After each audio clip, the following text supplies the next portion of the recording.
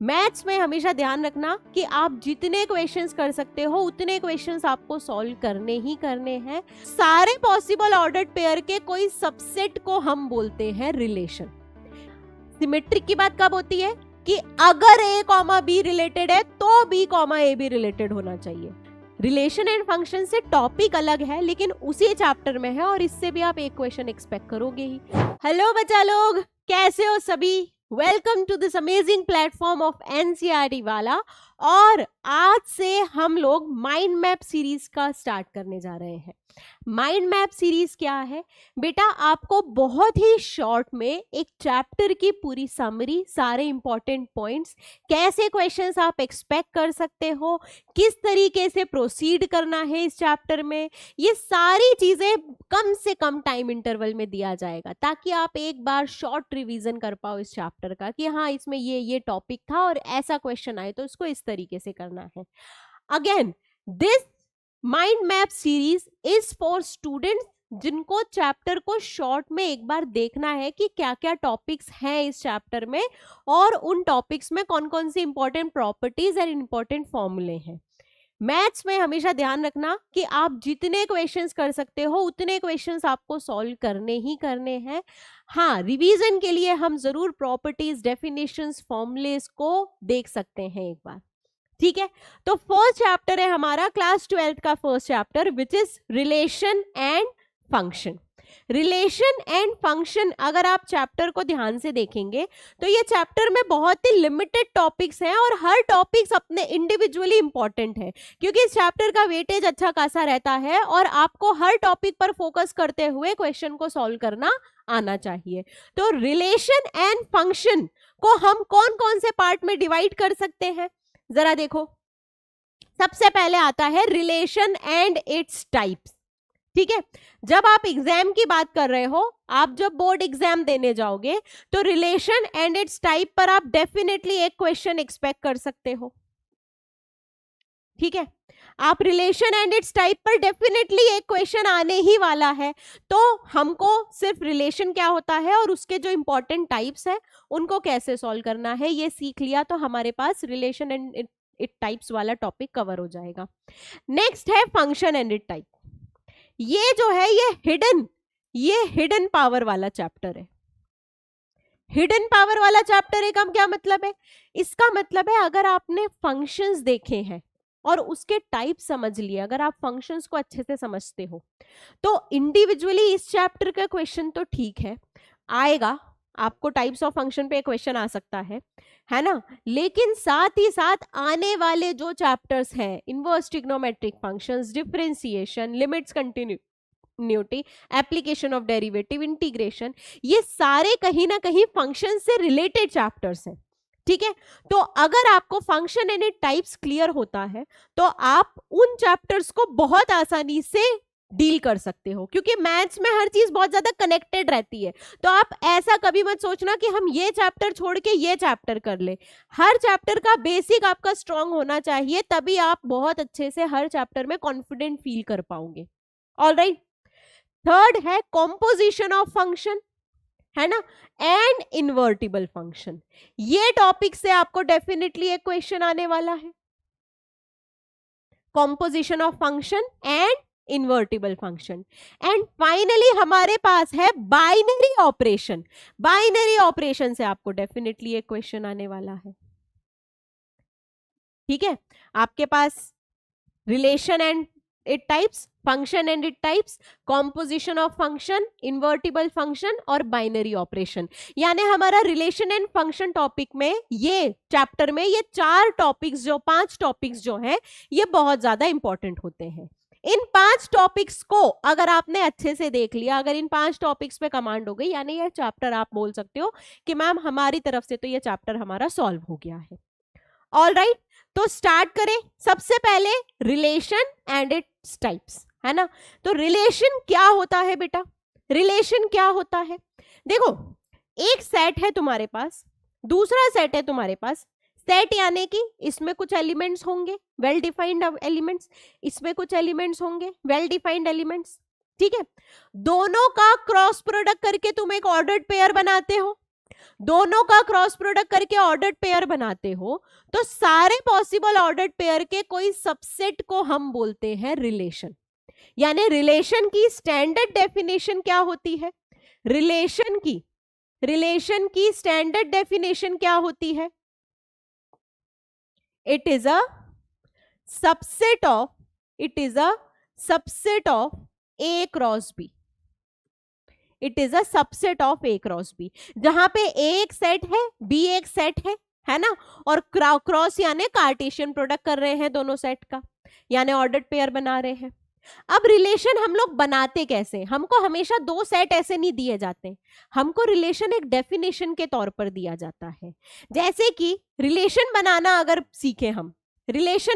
अगर हम सीखें तो हमारे पास ऐसा दिया होगा, आर इज अ रिलेशन, है ना, of all x comma y. ये करली ब्रैकेट का मतलब होता है of all x comma y, यानी सारे पॉसिबल एक्स कॉमा वाई लिखने। अब सारे पॉसिबल एक्स कॉमा वाई के बाद यहां पे या तो एक लाइन रहती है या दो डॉट रहते हैं, जो बोलते हैं सच दैट। क्या बोलते हैं? Such that. यानी कौन से एक्स कॉमा वाई लिखने हैं? Such that. सच दैट का इंपॉर्टेंस समझ में आया? वो एक्स कॉमा वाई जो यहां पे लिखी हुई प्रॉपर्टी को सेटिस्फाई करेंगे। तो यहां पे कोई प्रॉपर्टी लिख देते हैं। क्या प्रॉपर्टी लिखते हैं? x plus y is equals to 5 and x belongs to natural number, y belongs to natural number.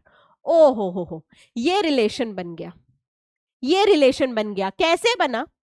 मेरे पास लिखा हुआ है r का मतलब है वो सारे x comma y ordered pair लिखो, वो सारे x comma y ordered pair लिखो जहां पर x प्लस वाई का सम 5 होना चाहिए। एक कंडीशन मिल गई। और x भी एक नेचुरल नंबर होना चाहिए और y भी एक नेचुरल नंबर होना चाहिए। x belongs to natural number, x एक नेचुरल नंबर होना चाहिए। y belongs to natural number, y एक नेचुरल नंबर होना चाहिए। इतना लिखेंगे तो बच्चे को रिलेशन बनाना आ जाएगा, क्योंकि वो बोलेगा ठीक है ना, नेचुरल नंबर जो इस कंडीशन को सेटिस्फाई करते हैं आसानी से निकाल लेंगे। कैसे निकालेंगे? मैम देखो, x प्लस वाई बराबर 5 है, x को रखा, x हो गया 5 माइनस वाई, x हो गया 5 माइनस वाई। अब y को रखा 1, क्यों? क्योंकि y एक नेचुरल नंबर है तो 1 से शुरू होगा, है ना, तो x का वैल्यू आ गया 4। y को रखा 2 तो x का वैल्यू आ गया 3। y को रखा 3 तो x का वैल्यू आ गया 2। y को रखा 4 तो x का वैल्यू आ गया 1।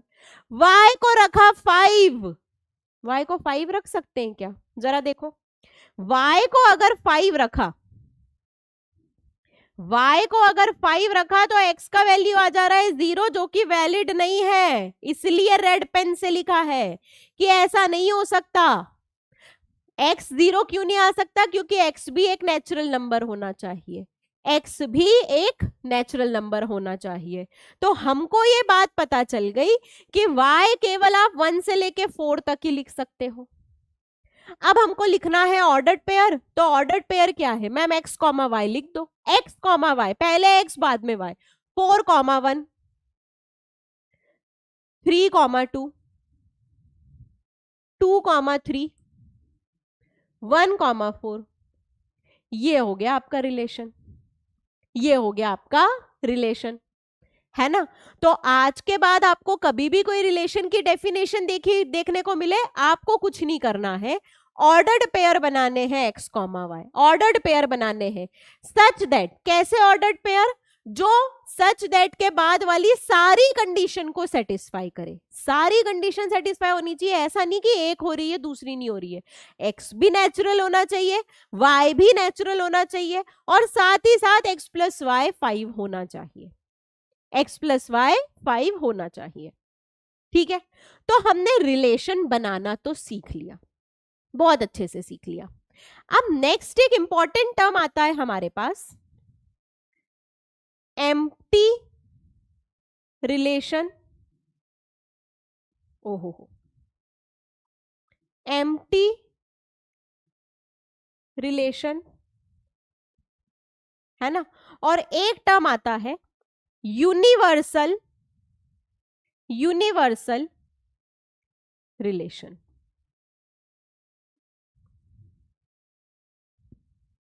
Empty relation and universal relation. Empty relation का मतलब क्या होता है? कायदे से सोचो और बताओ। एम्प्टी का मतलब है खाली, है ना? यानी ये रिलेशन खाली होगा।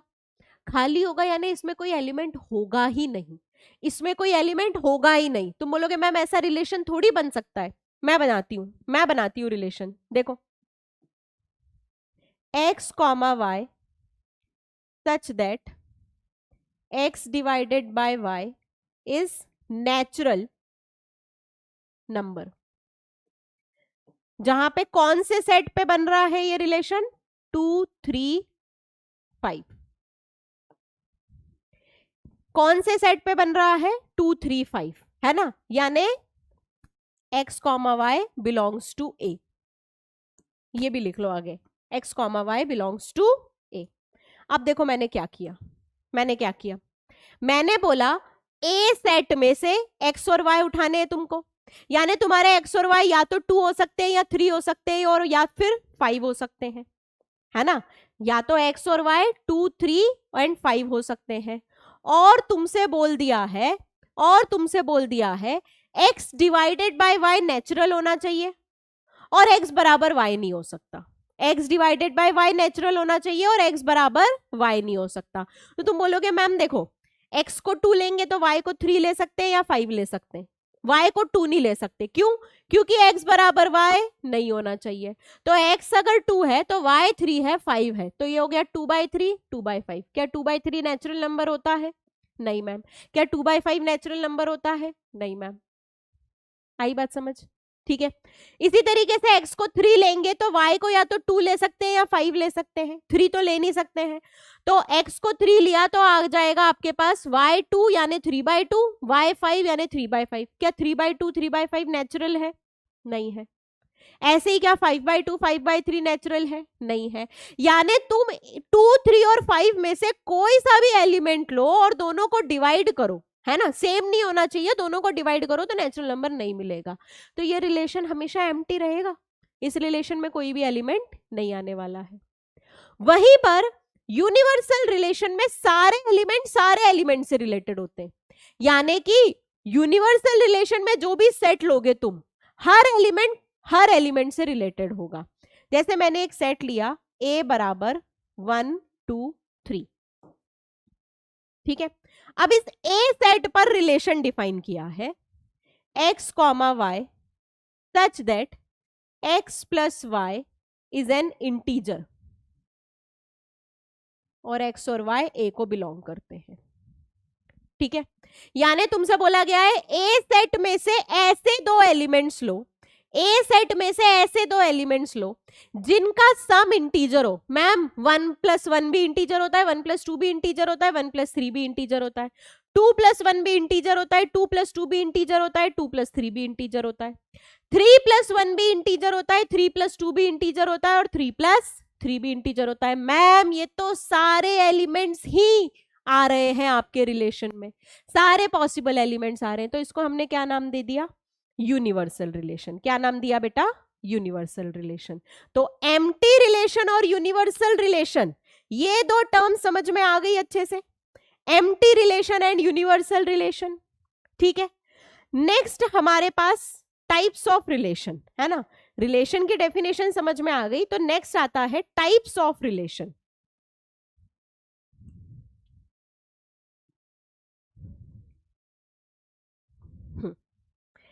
टाइप्स ऑफ रिलेशन में आपके पास 3 टाइप होते हैं।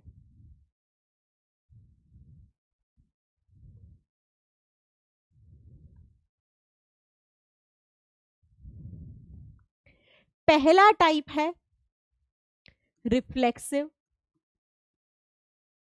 रिलेशन,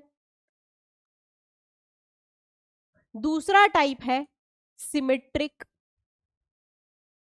रिलेशन, और तीसरा टाइप है transitive relation. Reflexive, symmetric, transitive, तीनों को एज इट इज याद रख लो, बहुत ज्यादा काम आएंगे, क्योंकि क्वेश्चन तो आने का ही है, किसी भी हालत में आएगा। ठीक है, तो reflexive relation on set A is a relation where A comma A belongs to R for every A belongs to A, है ना। इसी को दूसरी भाषा में बोलते हैं every element of A is related to itself, related to itself। इसका मतलब क्या है? रिफ्लेक्सिव रिलेशन का मतलब है तुम जिस भी सेट पर रिलेशन डिफाइन कर रहे हो, सेट कुछ भी दिया जा सकता है क्वेश्चन में, या तो एक सेट बना के दिया जा सकता है, या फिर बोला जा सकता है नेचुरल नंबर है सेट, या इंटीजर है सेट, या फिर रैशनल नंबर है सेट, कोई भी सेट हो, सेट का हर एलिमेंट खुद से रिलेटेड होना चाहिए, सेट का हर एलिमेंट खुद से रिलेटेड होना चाहिए। ठीक है, तो ऐसे रिलेशन को हम बोल देंगे रिफ्लेक्सिव रिलेशन, ऐसे रिलेशन को हम बोल देंगे reflexive relation. Symmetric relation, symmetric relation बहुत आसान है ना। ये शुरू होता है इफ स्टेटमेंट से, if A comma B belongs to R then B comma A belongs to R। अगर A B से रिलेटेड है तो B A से रिलेटेड होना चाहिए, तो रिलेशन हो जाएगा सिमेट्रिक, है ना। अगर मैम ए बी से रिलेटेड नहीं है तो हमको चिंता करने की बात ही नहीं है। हमको सिमेट्रिक की बात कब करनी है? जब ए बी से रिलेटेड हो। अगर ए बी से रिलेटेड हुआ तो बी को ए से रिलेटेड होना पड़ेगा, तभी रिलेशन सिमेट्रिक होगा, तभी रिलेशन सिमेट्रिक होगा। ठीक है, ट्रांजिटिव रिलेशन भी इफ से स्टार्ट होता है। If A comma B belongs to R and B comma C belongs to R, अगर A B से रिलेटेड है और B C से रिलेटेड है देन A C से रिलेटेड होना चाहिए, A C से रिलेटेड होना चाहिए, है ना। मैम अगर A B और B C वाला पैटर्न ही नहीं दिख रहा है तो चिंता करने की बात ही नहीं, बोल दो सिमेट्रिक है ना। लेकिन अगर A B से और B C से रिलेटेड हो गया तो A C से होना ही चाहिए, तभी सिमेट्रिक होगा, वरना सिमेट्रिक नहीं होगा, वरना सिमेट्रिक नहीं होगा। आई बात समझ में? आ गई बात समझ में? मैं दो एग्जाम्पल्स लिख रही हूं, तुमको बताना है कौन सा रिलेशन रिफ्लेक्सिव है, सेट है। रिफ्लेक्सिव रिलेशन में हमेशा सेट देखना बहुत जरूरी है, क्योंकि सेट का हर एलिमेंट रिलेटेड होना चाहिए। ठीक है, तो इसमें फर्स्ट रिलेशन है R1 बराबर 1,1, 1,2, 1,3, 2,2। R2 बराबर 1,1, 2,2, 3,3, 1,3। चलो, क्या R1 रिफ्लेक्सिव है? नहीं मैम, R1 रिफ्लेक्सिव नहीं है, क्योंकि 1 1 देखो 1 2 3 सेट में 3 एलिमेंट है। सेट का हर एलिमेंट खुद से रिलेटेड होना चाहिए, यानी अगर सेट में 1 2 3 है तो आपके रिलेशन में 1 1 2 2 3 3 दिखना चाहिए, आपके रिलेशन में 1 1 2 2 3 3 दिखना चाहिए। क्या दिख रहा है? नहीं मैम, 1 1 2 2 तो दिख रहा है, 3 3 नहीं दिख रहा है, यानी ये रिफ्लेक्सिव नहीं है, यानी ये रिफ्लेक्सिव नहीं है ना। R2 में बताओ, R2 में मैम 1 1 भी दिख रहा है, 2 2 भी दिख रहा है और 3 3 भी दिख रहा है। 1 1 2 2 3 3 तीनों दिख रहे हैं, यानी ये रिफ्लेक्सिव है, ये रिफ्लेक्सिव है। ठीक है, उसी तरीके से सिमेट्रिक की बात करें,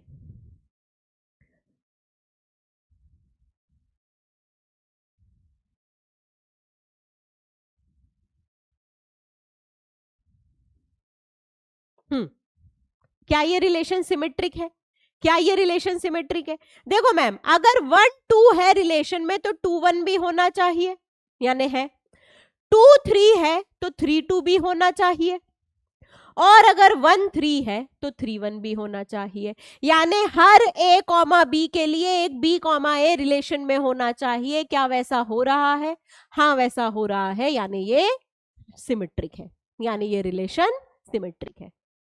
ठीक है, इसी तरीके से अगर मैं ट्रांजिटिव को देखूं तो मेरे पास एक रिलेशन है 1 2 2 1 1 1 1 3, बस। ठीक है, अब आपसे कोई बोलेगा कि मैम देखो 1 2 2 1 ए बी से रिलेटेड, बी सी से रिलेटेड, तो ए सी से रिलेटेड होना चाहिए, हो रहा है ना। ए बी से रिलेटेड, बी सी से रिलेटेड, तो ए सी से रिलेटेड होना चाहिए, वो हो रहा है ना। तो ये ट्रांजिटिव है। मैम तुम बोलोगे मैम ये 1 3 के बाद 3 आगे तो कुछ दिया ही नहीं है, नहीं दिया है तो ट्रांजिटिव है, नहीं दिया है तो ट्रांजिटिव है। अगर ऐसा जोड़ा दिख रहा है जहां पे ए बी और बी सी से रिलेटेड है, तो फिर ए सी से रिलेटेड होना जरूरी है, तो फिर ए सी से रिलेटेड होना जरूरी है। ठीक है, तो अब एक इंपॉर्टेंट पॉइंट आता है, क्या?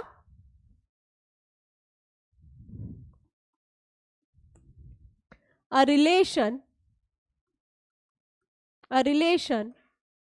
which is reflexive, symmetric, as well as transitive is called equivalence relation। एक रिलेशन अगर रिफ्लेक्सिव भी है, सिमेट्रिक भी है और ट्रांजिटिव भी है, तो ऐसे रिलेशन को बोला जाता है इक्विवेलेंस रिलेशन। जैसे एक एग्जांपल लिख रही हूं, सेट ए है तुम्हारे पास 1 2 3 और मैंने रिलेशन लिखा है 1 1 2 2 3 3 1 2 2 1। ठीक है, देखो हर एलिमेंट खुद से रिलेटेड यानी रिफ्लेक्सिव है ना, हर एलिमेंट खुद से रिलेटेड है यानी कि ये रिलेशन रिफ्लेक्सिव है। अगर a कॉमा बी आ रहा है पेयर में तो b कॉमा ए भी आना चाहिए, यानी सिमेट्रिक है। अगर a कॉमा बी आ रहा है, b कॉमा सी आ रहा है, तो a कॉमा सी भी आना चाहिए, यानी ट्रांजिटिव है। आई बात समझ में? अब तुमको दुनिया का कोई भी क्वेश्चन दे दिया जाए, क्वेश्चन करने का तरीका बदलेगा बस। आखिरी में बात तो यही रहने वाली है कि तुमको रिलेशन के टाइप्स 3 ही है, रिफ्लेक्सिव, सिमेट्रिक, ट्रांजिटिव। तो रिफ्लेक्सिव के लिए चेक करना है कि क्या सेट का हर एलिमेंट खुद से रिलेटेड है। सिमेट्रिक के लिए चेक करना है कि अगर ए बी से रिलेटेड है तो क्या बी ए से रिलेटेड है। और ट्रांजिटिव के लिए चेक करना है कि क्या ए बी से रिलेटेड है और बी सी से रिलेटेड है, तो फिर ए सी से रिलेटेड है या नहीं, तो फिर ए सी से रिलेटेड है या नहीं। आई बात समझ में? आ गई बात समझ में? ठीक है, एक सिंपल सा एग्जाम्पल करके देखते हैं। सेट बनाने की जरूरत नहीं है वैसे, बिना सेट के कर लेंगे। x comma y such that x y belongs to integer and x minus y is an integer. x minus y is an integer. ठीक है, तुमसे बोला गया है इंटीजर्स के सेट में से 2 नंबर उठाने हैं और वो नंबर रिलेशन का पार्ट रहेंगे अगर उनका सब्ट्रैक्शन इंटीजर हो। सबसे पहले मैंने ये क्वेश्चन क्यों लिया बताऊं? क्योंकि तुमको ये बताना है कि बोर्ड्स में ऐसे क्वेश्चंस को कैसे लिखा जाता है ना। बोर्ड्स में हम ऐसा नहीं बोल सकते कि मैम देखो 1 इंटीजर है 1 माइनस 1 0 इंटीजर है, यानी 1 1 से रिलेटेड है, यानी रिलेशन रिफ्लेक्सिव है। क्योंकि रिफ्लेक्सिव की डेफिनेशन बोलती है हर इंटीजर खुद से रिलेटेड होना चाहिए। तुमने किस इंटीजर के लिए बताया? 1 के लिए, हर इंटीजर के लिए नहीं बताया। मुझे क्या पता 2 के लिए होगा या नहीं। तो हमको क्वेश्चंस को एवरी इंटीजर के लिए प्रूफ करना आना चाहिए, हम एग्जाम्पल लेके नहीं कर सकते। बात समझ में आई मैं क्या बोल रही हूँ? मैथ्स में जब बोर्ड एग्जाम में तुमको क्वेश्चन सॉल्व करना है तो हर एग्जाम्पल के लिए ट्रू होना चाहिए। तुम एक या दो नंबर के लिए ट्रू नहीं बोल सकते कि मैम 1 के लिए ट्रू है तो बताओ सारे के लिए ट्रू है, नहीं। मैथ्स ऐसे नहीं चलता है। मैथ्स बोलता है 1 के लिए ट्रू है, फिर बताओ 2 के लिए है या नहीं, बताओ 3 के लिए है या नहीं। तो जनरल फॉर्म में इसको प्रूव कैसे करते हैं? देखो, हमको चेक करना है कि क्या x कॉमा एक्स रिलेशन का पार्ट है, ये वाली चीज चेक करनी है। क्योंकि अगर रिफ्लेक्सिव रिलेशन रहा तो x कॉमा एक्स रिलेशन का पार्ट होना चाहिए, हर नंबर खुद से रिलेटेड होना चाहिए। अब मैंने x क्यों लिया? क्योंकि मैं 1 लेती तो एक नंबर के लिए ट्रू होता, 2 लेती तो एक नंबर के लिए ट्रू होता। मैंने x ले लिया, x is an integer, her integer को रिप्रेजेंट कर रहा है ये x। अब समझ में आया वेरिएबल का इंपॉर्टेंस? ठीक है, तो मैं क्या बोल रही हूं, ध्यान से सुनना कि since x minus x is an zero, x minus x क्या होता है? Zero, and zero is an integer, zero क्या है? इंटीजर है। Therefore x minus x is an integer. भाई अगर x माइनस एक्स जीरो है और जीरो इंटीजर होता है, इसका मतलब x माइनस एक्स एक इंटीजर है। x माइनस एक्स अगर एक इंटीजर है तो क्या मैं बोल सकती हूं x is related to x? इसको हम इस तरीके से भी लिखते हैं x आर x, यानी x is related to x, यानी हर नंबर खुद से रिलेटेड। हमने कोई एक नंबर नहीं लिया, हमने x लिया एक जनरल, हमने x एक जनरल इंटीजर लिया। आई बात समझ में? ठीक है, तो देयरफॉर R इज रिफ्लेक्सिव। ये रिलेशन रिफ्लेक्सिव है क्योंकि इसका हर एलिमेंट खुद से रिलेट हो रहा है, इसका हर एलिमेंट खुद से रिलेट हो रहा है। अब बात आती है सिमेट्रिक की। किसकी बात आ रही है? सिमेट्रिक की। तो देखो, let x comma y belongs to R। Symmetric की बात कब होती है? कि अगर a कॉमा बी रिलेटेड है तो b कॉमा ए भी रिलेटेड होना चाहिए। तो मैंने बोला मान लो a कॉमा बी रिलेटेड है ना। अगर a कॉमा बी रिलेटेड है तो x माइनस वाई इंटीजर होना चाहिए, क्योंकि दो नंबर तभी रिलेटेड होंगे जब दोनों का डिफरेंस इंटीजर होगा। तो x माइनस वाई इंटीजर होना चाहिए, x माइनस वाई इंटीजर होना चाहिए। अच्छा, x माइनस वाई इंटीजर है तो y माइनस एक्स भी तो इंटीजर होना चाहिए, है ना। क्योंकि नंबर में नेगेटिव साइन लगा दो किसी नेचुरल नंबर में या इंटीजर में तो भी वो इंटीजर ही रहता है। इंटीजर में माइनस साइन का मल्टीप्लाई करो इंटीजर ही रहता है ना। तो मैंने बोला अगर x माइनस वाई इंटीजर है तो y माइनस एक्स भी इंटीजर है, y माइनस एक्स भी इंटीजर है। और अगर y माइनस एक्स इंटीजर है तो y माइनस एक्स आपस में रिलेटेड है, y minus x, y comma x आपस में रिलेटेड है ना। तो हमने शुरू किया x कॉमा वाई रिलेटेड है और हम आंसर पे पहुंच गए अगर x कॉमा वाई रिलेटेड है तो फिर y minus y comma x भी रिलेटेड है।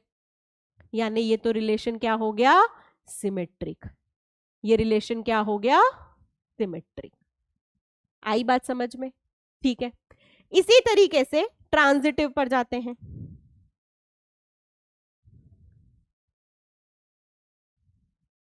If x comma y is related, अगर x कॉमा वाई रिलेटेड है और y कॉमा जेड भी रिलेटेड है तो इन दो स्टेटमेंट से मैं क्या बता सकती हूं? अगर x कॉमा वाई रिलेटेड है तो x माइनस वाई एक इंटीजर होना चाहिए, और अगर y कॉमा जेड रिलेटेड है तो y माइनस जेड भी एक इंटीजर होना चाहिए। भाई अगर x कॉमा वाई रिलेटेड है तो x माइनस वाई इंटीजर होना चाहिए, क्योंकि बोला है कि अगर दो नंबर रिलेटेड है तो दोनों का डिफरेंस इंटीजर होना चाहिए। ठीक है, अच्छा एक बात बताओ, इन दोनों को अगर मैं ऐड करूं तो मेरे पास आ जाएगा x minus y plus y minus z, और इंटीजर में ऐड करो तो इंटीजर ही मिलता है। दो इंटीजर्स का सम इंटीजर ही होता है, दो इंटीजर्स का सम इंटीजर ही होता है। इसका मतलब है कि x माइनस जेड भी एक इंटीजर है, x माइनस जेड भी एक इंटीजर है। तो हमने शुरू किया था, क्या माना था कि x y से रिलेटेड है, y z से रिलेटेड है। कंक्लूजन क्या मिला? x z से रिलेटेड है। तो क्या मैं खुशी खुशी बोल दूं x comma z is a part of relation? यानी ये रिलेशन क्या हो गया, ट्रांजिटिव, यानी ये रिलेशन क्या हो गया, ट्रांजिटिव। अब हम रिफ्लेक्सिव सिमेट्रिक ट्रांजिटिव की डेफिनेशन तो समझ गए हैं, लेकिन वेरिएबल में सॉल्व करने के लिए जितनी हो सकती है आपको प्रैक्टिस करनी रहेगी, जितनी हो सकती है प्रैक्टिस करनी रहेगी, ताकि वेरिएबल में सॉल्व करना सीख जाए। बोर्ड्स में आंसर ऐसा दिखना चाहिए, तभी नंबर मिलते हैं। ऑल राइट, ओके, चलो अब आते हैं फंक्शंस एंड इट्स टाइप्स पर, है ना। फंक्शंस जो है वो एक रिलेशन ही है, लेकिन उस पर कुछ बाउंडेशन लग गए हैं। क्या बाउंडेशन लग गए हैं? बाउंडेशन ये लग गए हैं फंक्शन पर कि every x is related to unique y in a relation. अगर किसी रिलेशन में हर x एक यूनिक y से रिलेटेड है, तो ऐसे रिलेशन को हम बोलते हैं फंक्शन। जरा देखो यहाँ पे देखो एग्जाम्पल वाले उसमें, है ना। यहाँ पे 1 1 से भी रिलेटेड था और 1 2 से भी रिलेटेड था, यानी एक x 2 y से रिलेटेड था, एक x 2 y से रिलेटेड था, तो इसको हम बोलते हैं ये फंक्शन नहीं है। फंक्शन होने के लिए तो हर x केवल और केवल एक y से रिलेटेड होना चाहिए, है ना। हर x केवल और केवल एक y से रिलेटेड होना चाहिए। अब फंक्शन हमको दिखता कैसे है ना, डेफिनेशन कैसी रहती है, क्योंकि हमको तो फंक्शन लिखा हुआ दिखेगा, हर बार डेफिनेशन थोड़ी दिखेगी। हमको फंक्शन ऐसे डिफाइन होता है, f is a function from b to c, है ना, या a टू b, या set x to set y, कुछ भी ऐसा दिया रहेगा, है ना। डिफाइंड बाय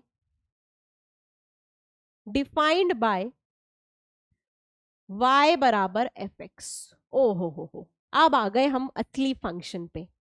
फंक्शन है ना, जैसे रिलेशन में ब्रैकेट्स में दिया है ना, आसानी से वैसे नहीं दिया रहता है। तुमको फंक्शन इस तरीके से दिया रहता है, y बराबर fx। यहाँ पे y क्या है मैम, जो क्वेश्चन में y है ना, जो जनरली आपका ऑर्डर्ड पेयर का सेकंड एलिमेंट रहता है, और x क्या है, x जो ऑर्डर्ड पेयर का फर्स्ट एलिमेंट रहता है, और fx क्या है, fx वो रिलेशन है जिससे y और x रिलेटेड है। fx वो रिलेशन है जिससे y और x रिलेटेड है। जैसे अगर इस रिलेशन में तुमसे पूछा जाए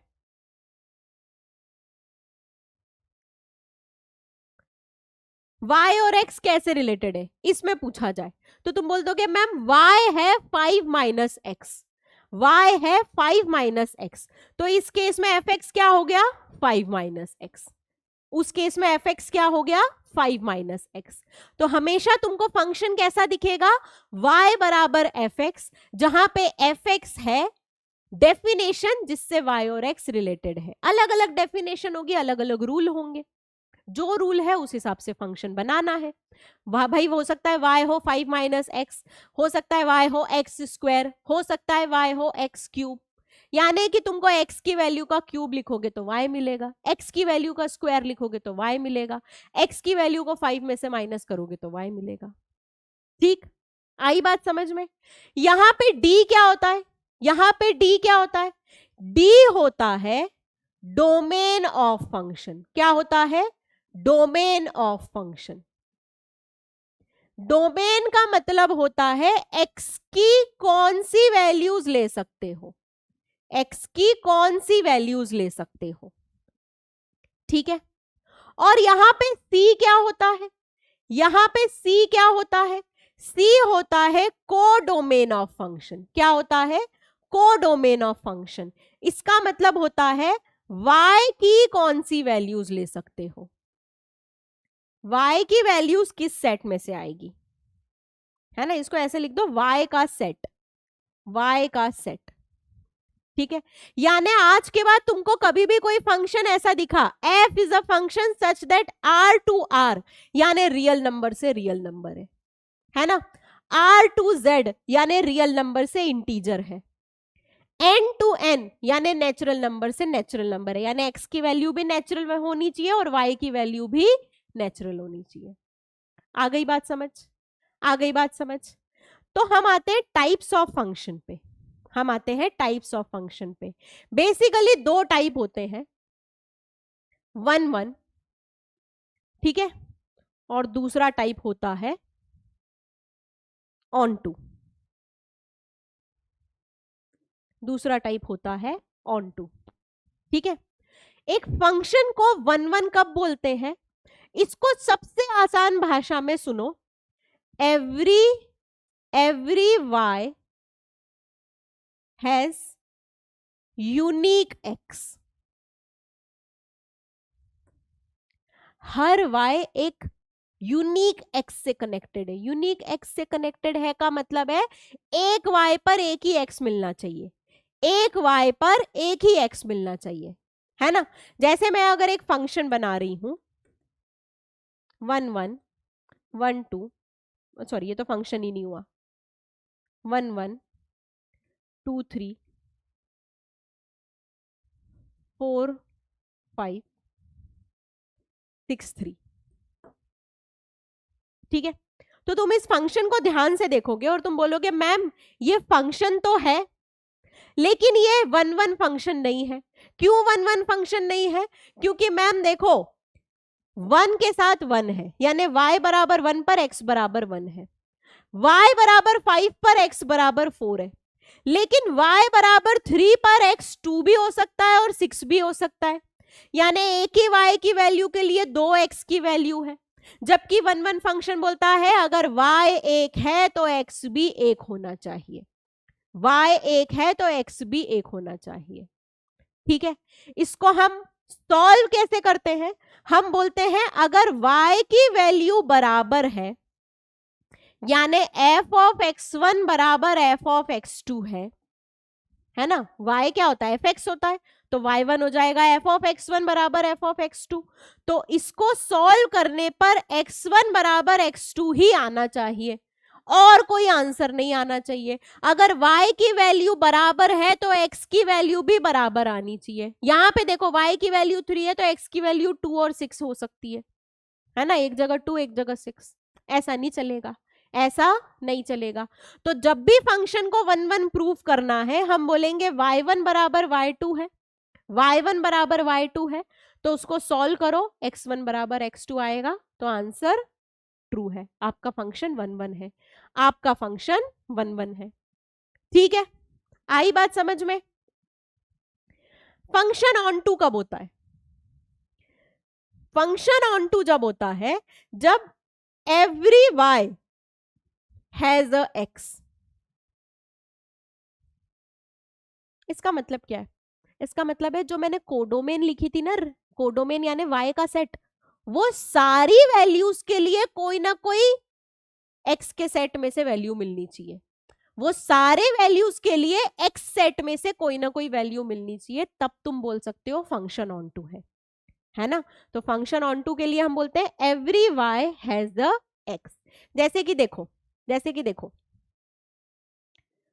और y की जो वैल्यूज मिलती है ना, y की जो वैल्यूज मिलती है फंक्शन में उसको हम बोलते हैं रेंज। क्या बोलते हैं? रेंज। यानी कि रेंज हो जाता है कोडोमेन के बराबर। रेंज हो जाता है कोडोमेन के बराबर कब? जब फंक्शन ऑन टू होता है, जब फंक्शन ऑन टू होता है। तो every y has a x। एक एग्जाम्पल से देखते हैं, y बराबर x क्यूब और फंक्शन डिफाइंड है r to r, real number से रियल नंबर, ठीक है। मैं ऐसा बोल रही हूं कि इस केस में देखो x क्या हो जाएगा? y की पावर 1/3। x क्या हो जाएगा? y की पावर 1/3। मैं y की कोई भी रियल वैल्यू डालूं, कोई भी रियल वैल्यू, उसके पावर 1/3 करने पे मुझे रियल वैल्यू ही मिलने वाली है। भाई किसी भी रियल नंबर की पावर 1/3 रियल नंबर ही होता है ना। इरेशनल होगा लेकिन होगा तो रियली, इरेशनल नंबर भी रियल होते हैं, यानी मुझे x सारे रियल मिल रहे हैं। इसका मतलब y की सारी वैल्यूज के लिए कोई x मिल रहा है। y की सारी वैल्यूज के लिए मुझे कोई x मिल रहा है, इसका मतलब फंक्शन है ऑन टू, फंक्शन है ऑन टू। ठीक है, हर क्वेश्चन में अलग तरीके से दिमाग लगाना रहेगा, लेकिन एक मोटे मोटे तौर पर जब भी तुमको कोई बोले फंक्शन 1 1, तो दिमाग में ऐसा सोचना हर एक y के लिए एक ही x होना चाहिए, एक से ज्यादा नहीं। और जब भी तुमसे कोई बोले फंक्शन ऑन टू, तो तुम बोलोगे हर y के लिए x होना चाहिए, हर y के लिए x होना चाहिए। इसी को हम एक एग्जाम्पल से देखते हैं। y is equals to F x, एक फंक्शन है f from r to r, defined by y is equals to F x, जहां पे एफ एक्स है एक्स स्क्वायर। ठीक है, तुमको बताना है क्या ये फंक्शन 1 1 ऑन टू है, क्या ये फंक्शन 1 1 ऑन टू है। तो सबसे पहले हम चेक करेंगे 1 1, सबसे पहले हम चेक करेंगे 1 1। तुम बोलोगे मैम देखो 1 1 का सिंपल सा रूल है, y1 बराबर y2 रखो, y1 बराबर y2 रखो, यानी कि fx1 बराबर fx2। fx क्या है, एक्स स्क्वायर, यहां पे x1 रखा तो यहां भी x1 रखोगे, तो x1 स्क्वायर बराबर x2 स्क्वायर। अब जब x1 स्क्वायर बराबर x2 स्क्वायर होता है, मैं दोनों साइड रूट लेती हूं, तो मेरे पास एक आंसर आता है x1 बराबर x2, या फिर एक आंसर आता है x1 बराबर माइनस x2। एक आंसर आता है x1 बराबर x2 और एक आंसर आता है x1 बराबर माइनस x2। मैंने जब y1 बराबर y2 सॉल्व किया तो मुझे इकलौता आंसर मिलना चाहिए था x1 बराबर x2, मुझे एक से ज्यादा आंसर मिल गए, एक से ज्यादा आंसर मिल गए, यानी कि ये फंक्शन 1 1 नहीं है। आई बात समझ में, 1 1 कैसे चेक करना है। y1 बराबर y2 यानी fx1 बराबर fx2 को सॉल्व करो, और सॉल्व करने पर इकलौता सॉल्यूशन मिलना चाहिए x1 बराबर x2, उसके अलावा कोई सॉल्यूशन नहीं मिलना चाहिए, उसके अलावा कोई सॉल्यूशन नहीं मिलना चाहिए। ठीक है, इसी को अब ऑन टू चेक करते हैं, इसी को ऑन टू चेक करते हैं। ऑन टू के लिए मैं बोल रही हूं कि fx यानी y है एक्स स्क्वायर, ठीक है, यानी x है अंडर रूट y। ठीक है, इसका मतलब मुझे पॉजिटिव y का तो रूट मिल रहा है, लेकिन नेगेटिव y का अंडर रूट क्या होता है, नेगेटिव y का अंडर रूट रियल नंबर होता है क्या, नहीं।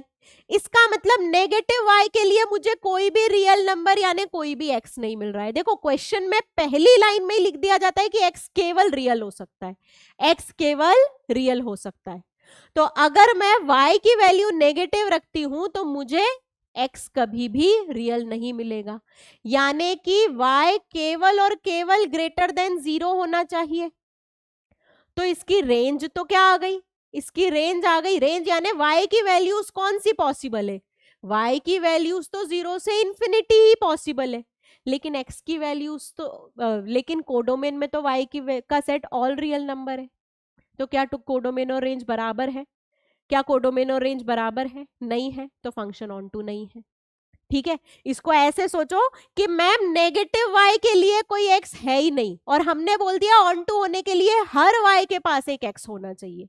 यहाँ पे तुम रखो y को -1, कोई रियल x मिल रहा है क्या, नहीं। -2 कोई रियल x मिल रहा है क्या, नहीं। तुम बोलोगे मैम इमेजिनरी मिल रहा है, इमेजिनरी मिल रहा है, लेकिन हमको तो x रियल नंबर का सेट में से ही चाहिए, क्वेश्चन में दिया हुआ है ना। तो तुम बोल दोगे ma'am this is not onto, this is not onto. आई बात समझ में, है ना। बहुत सारे क्वेश्चन होते हैं, लेकिन at the end of the day तुमको पेपर में इसी तरीके से सॉल्व करना है। 1 1 के लिए y1 बराबर y2 को सॉल्व करते करते इकलौता आंसर आना चाहिए x1 बराबर x2, उससे ज्यादा आ गया तो नॉट 1 1।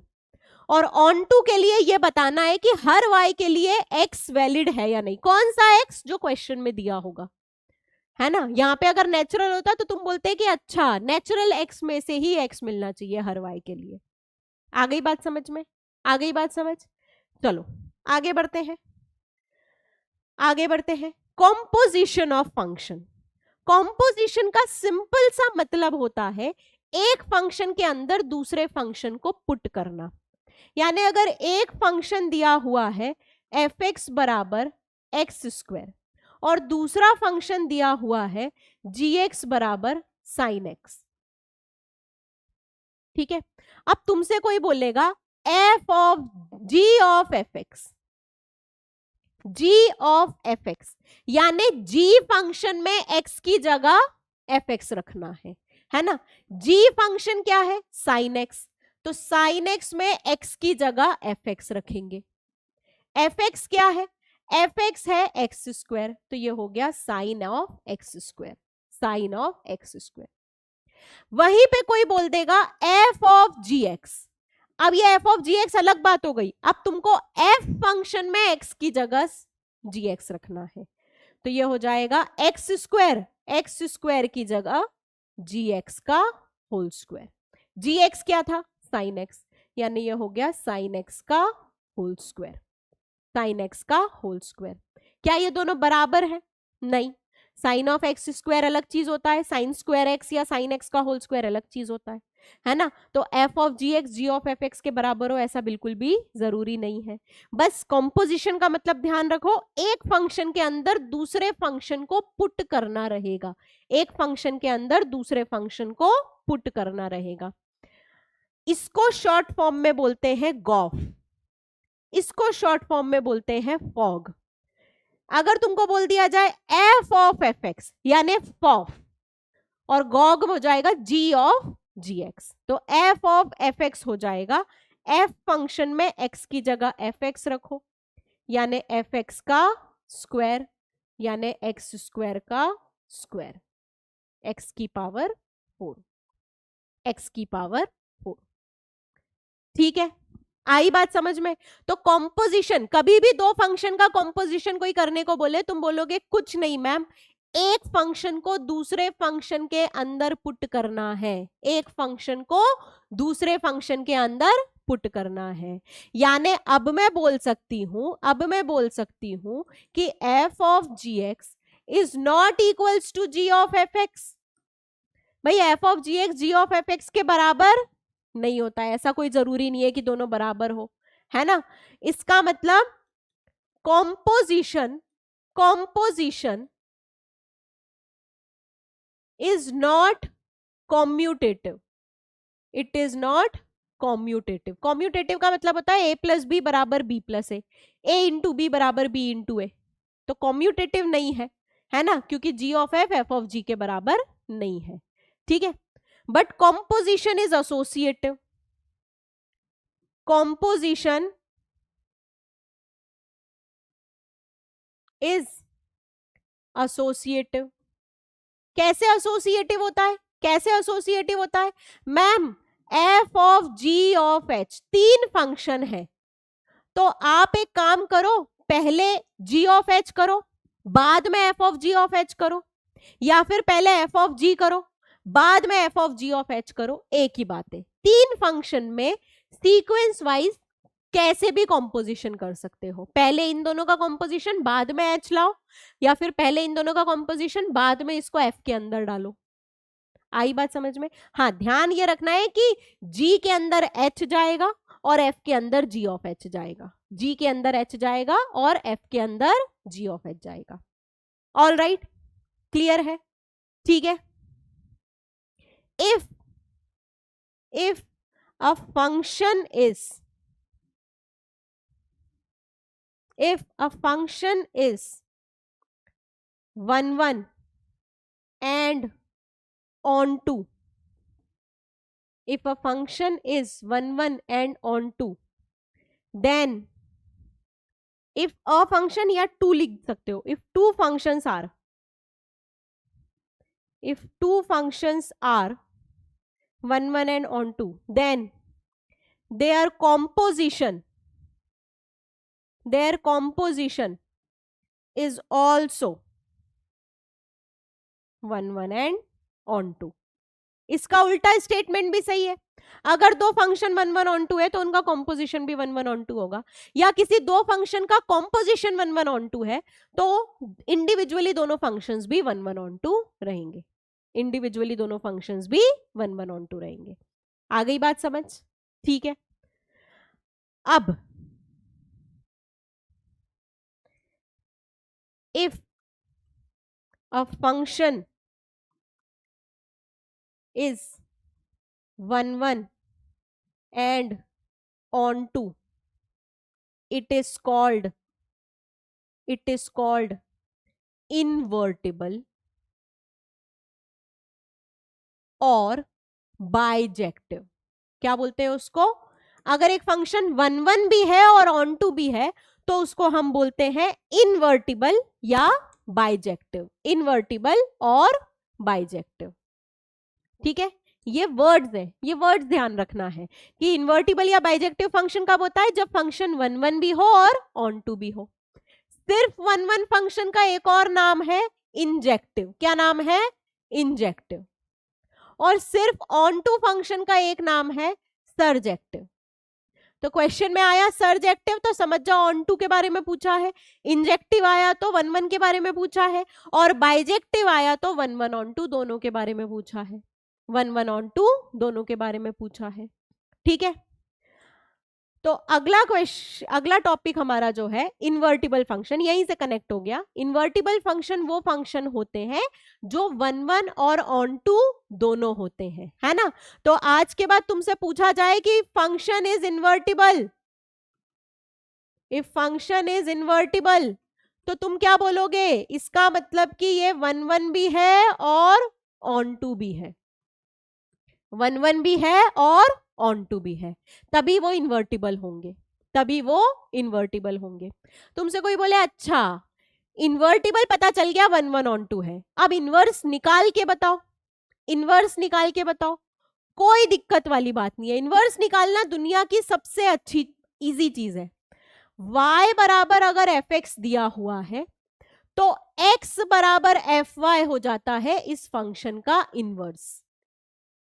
x बराबर fy हो जाता है इस फंक्शन का इनवर्स। कैसे?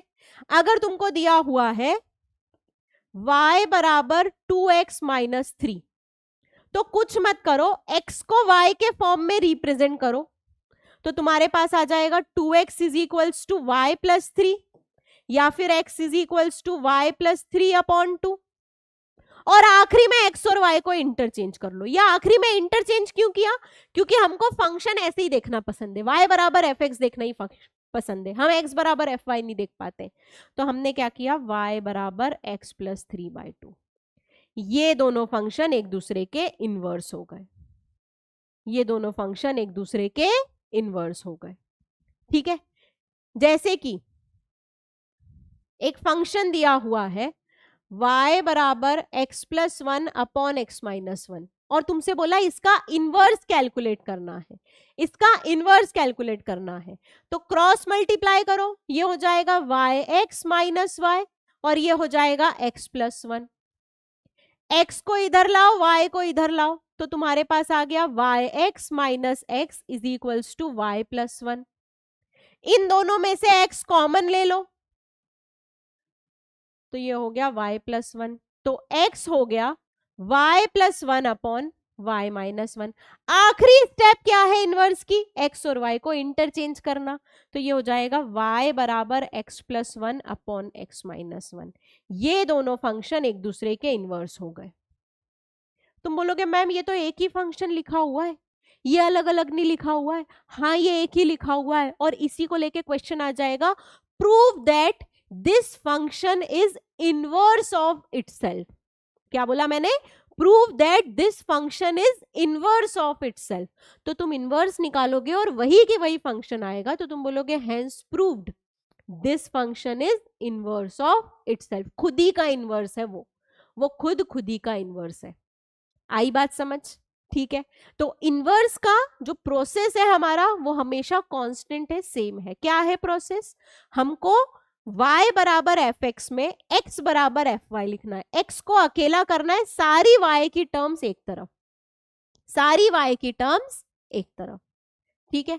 और जैसे ही आ गया तुम्हारे पास सारी y की टर्म्स एक तरफ, तुम खुशी खुशी क्या बोल दोगे? ये हमारा इनवर्स है, ये हमारा इनवर्स है। x और y को आखिरी में इंटरचेंज कर लो। ऑल राइट, इन्वर्टिबल फंक्शन समझ में आया? इन्वर्टिबल फंक्शन समझ में आया है ना। अगर तुमको कोई बोलेगा y बराबर √x-1, चलो इसका इनवर्स निकालो, तो तुम बोलोगे मैम कुछ नहीं है, y+1 बराबर √x, हमको x की वैल्यू निकालनी है तो दोनों तरफ स्क्वायर कर दो, तो x हो जाएगा y+1 का स्क्वायर। अब आखिरी में x और y को इंटरचेंज कर दो, तो y हो जाएगा x+1 का स्क्वायर। ये दोनों हो गए एक दूसरे के इनवर्स, एक दूसरे के इनवर्स, ठीक है। एक और इंटरेस्टिंग प्रॉपर्टी होती है, एक और इंटरेस्टिंग प्रॉपर्टी होती है, if f and g are inverse of each other,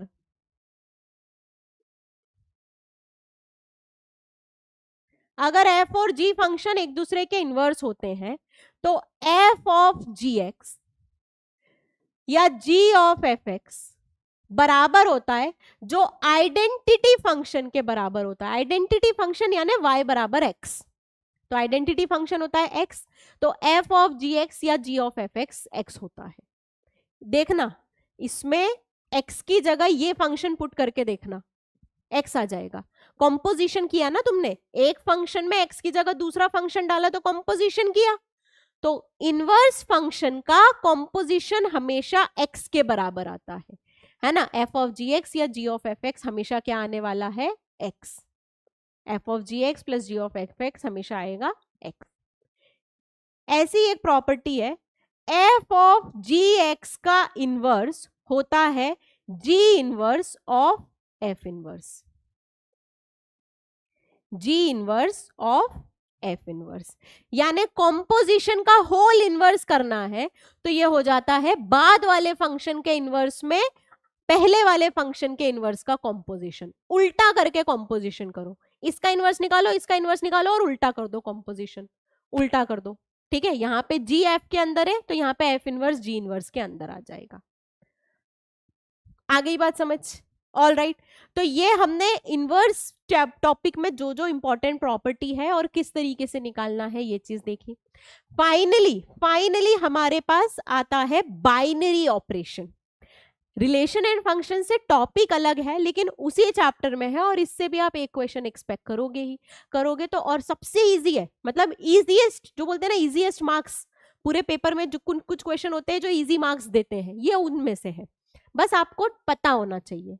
तो क्या पता होना चाहिए? बाइनरी ऑपरेशन ऐसा ऑपरेशन होता है जिसमें ए सेट से ए सेट का ऑपरेशन लगे तो आंसर में सेट ए का एलिमेंट ही मिलना चाहिए। अब देखने में बहुत अजीब लग रहा है, क्या बोला मैम आपने?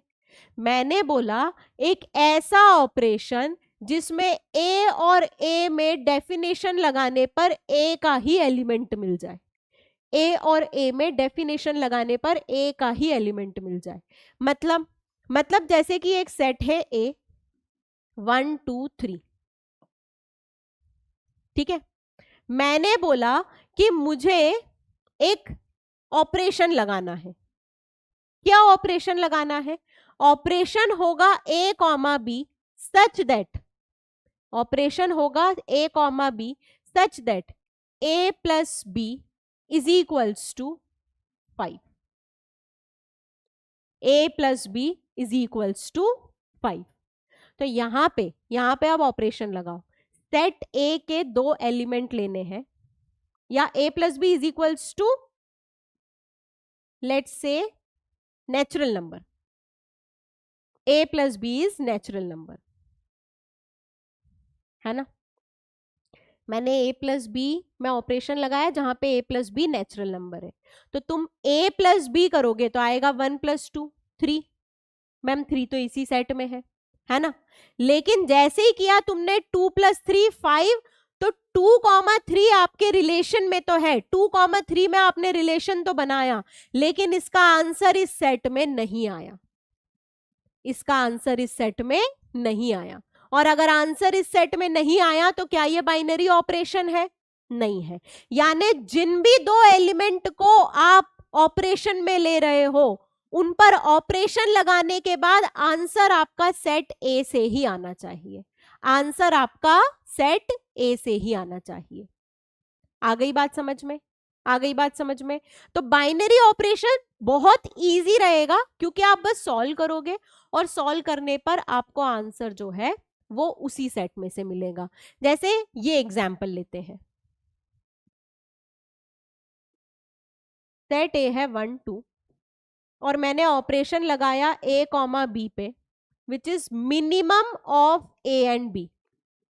जब भी ऐसा लिखा जाए minimum of a and b, इसका मतलब ए और बी में से छोटा वाला एलिमेंट सिलेक्ट करना है। ए और बी में से छोटा वाला एलिमेंट सिलेक्ट करना है। तो तुम बोलोगे मिनिमम ऑफ 1 एंड 2 क्या होता है? 1। Minimum of a and b आया 1, जो इसी सेट में से है, जो इसी सेट में से है। इसका मतलब कि ये एक बाइनरी ऑपरेशन है, ये एक बाइनरी ऑपरेशन है। आई बात समझ? आ गई बात समझ? ठीक है, मैंने एक सेट एग्जाम्पल में एक और सेट लेती हूं 1 2 3, ठीक है, चाहो तो 4 भी ले लो, 1 2 3 4 और मैंने ऑपरेशन लगाया ए कॉमा बी पे। क्या ऑपरेशन है? HCF of a and b. मुझे दो नंबर के HCF लिखने हैं, ठीक है, तो मैं लिखूंगी 1 और 1 का HCF। HCF 1 और 1 का कितना होता है? 1, ठीक है। फिर मैं लिखूंगी HCF 1 और 2 का, 1 और 2 का HCF क्या होता है? 1। मैं लिखूंगी HCF 1 3 का होता है 1, HCF 1 4 का 1, 1 का किसी भी एलिमेंट के साथ, किसी भी नंबर के साथ HCF लो 1 ही मिलता है, ठीक है। फिर मैं लूंगी HCF 2 3 का, 2 और 3 का HCF क्या होता है? 1। मैम दोनों में कोई भी फैक्टर कॉमन नहीं है, ठीक है। HCF 2 4 का, 2 4 का HCF क्या होता है? मैम 2 होता है क्योंकि दोनों का कॉमन फैक्टर 2 है, तो हाईएस्ट कॉमन फैक्टर भी 2 है, ठीक है। और HCF 3 4 का मैम कोई कॉमन फैक्टर नहीं होता है, तो 1।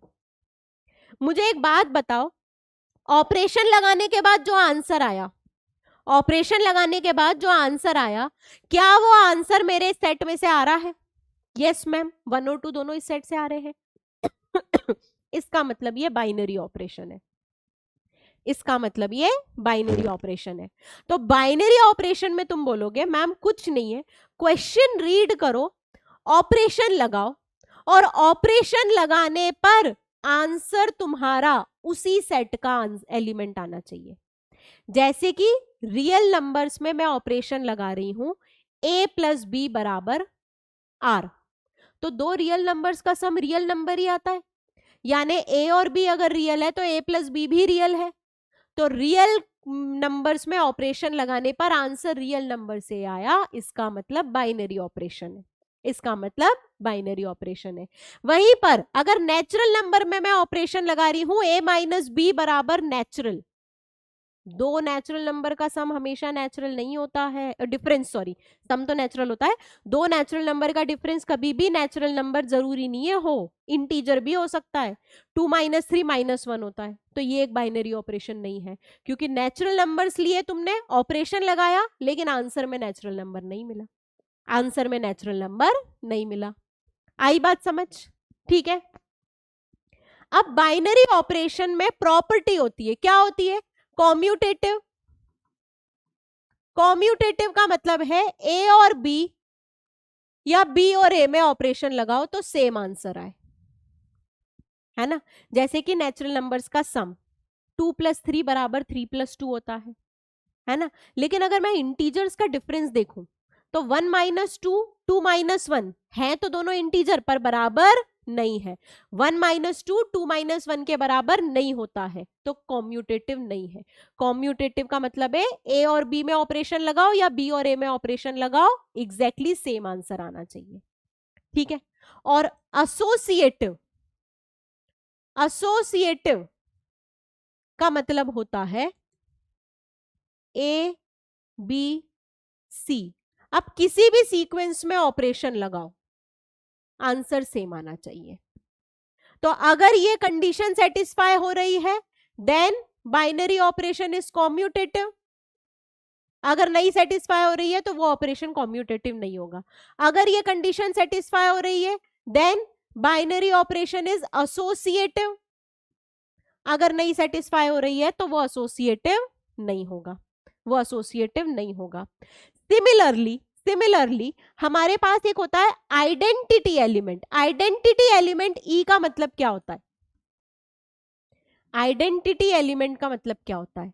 इसका मतलब है अगर मैं इसका ए में ऑपरेशन लगाऊं तो मुझे ए ही मिलना चाहिए, है ना। आइडेंटिटी एलिमेंट का मतलब होता है जैसे एडिशन में आइडेंटिटी एलिमेंट 0 है, क्योंकि ए में 0 को ऐड करो, ऑपरेशन क्या है? एडिशन वाला।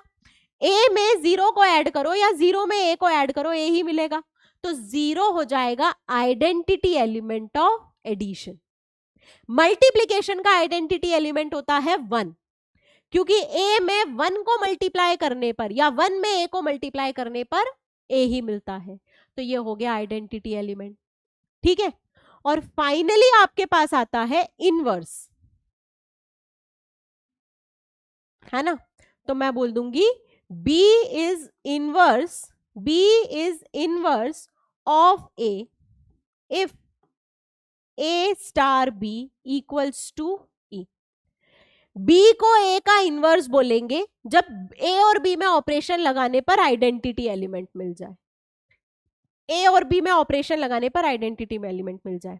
जैसे एडिशन में सोचो, 2 में मैं क्या ऐड करूं कि मुझे 0 मिल जाए? 2 में क्या ऐड करने पर 0 मिलता है? मैं -2 ऐड करने पर 0 मिलता है, यानी -2 हो गया 2 का इनवर्स। अगर मैं बोलूं 5 में मैं क्या ऐड करूं कि 0 मिल जाए, तो तुम बोलोगे मैम 5 में -5 ऐड करने पर 0 मिलेगा, तो -5 हो गया 5 का इनवर्स। तो A का इनवर्स B होगा कब? जब दोनों में ऑपरेशन लगाने पर उस ऑपरेशन का आइडेंटिटी मिल जाए। मल्टीप्लीकेशन का आइडेंटिटी कितना होता है? 1। तो A, मान लो A है 2 में क्या मल्टीप्लाई करूं कि 1 मिल जाए? 1/2। तो 1/2 हो गया मल्टीप्लीकेशन में 2 का इनवर्स, ठीक है। इसलिए हम बोलते हैं मल्टीप्लिकेटिव इनवर्स या एडिटिव इनवर्स। आई बात समझ में? वो वर्ड कैसे आया है कि उस ऑपरेशन को लगाने से identity element of that operation मिलेगा। एडिशन है तो 0 मिलेगा, मल्टीप्लिकेशन है तो 1 मिलेगा। एडिशन है तो 0, मल्टीप्लिकेशन है तो 1। आई बात समझ में? बाइनरी बहुत सिंपल है, अगर आप एक बार इन सारे टर्म्स को समझ गए तो फिर सिर्फ क्वेश्चंस करने रहते हैं, क्वेश्चन से अपना कमांड बढ़ाना रहता है सब्जेक्ट्स पर। ऑल राइट, तो ये हम लोगों ने एकदम शॉर्टेस्ट पॉसिबल वे में पूरा रिलेशन एंड फंक्शन चैप्टर को समराइज करेगा, है ना। इस समरी को ध्यान से देखो, एक एक टर्म, और फिर हर टर्म पे क्वेश्चन सॉल्व करो। अब मेरा एक्सपेक्टेशन है कि तुम इन टर्म्स के जो है क्वेश्चन सॉल्व कर सकते हो। जब क्वेश्चन सॉल्व करोगे तब कोई डाउट आए तो उसको पूछ सकते हो, ठीक है। होमवर्क के लिए try to solve your NCERT, है ना। तुम अपने एनसीईआरटी को सॉल्व करने की कोशिश करो ताकि अभी से तुम सोच पाओ कि हाँ ये relation and function chapter complete हुआ है या नहीं। इसके जो 5 इंपॉर्टेंट टॉपिक थे, relation and it's type, function and it's type, composition of function, invertible function और बाइनरी ऑपरेशन, क्या ये 5 सब टॉपिक्स हमारे कमांड में है या नहीं। आज की क्लास हम लोग यहीं पर खत्म करते हैं। आगे और चैप्टर्स को हम शॉर्टेस्ट पॉसिबल वे में समझाने की कोशिश करेंगे। That's all for today. Good day everyone.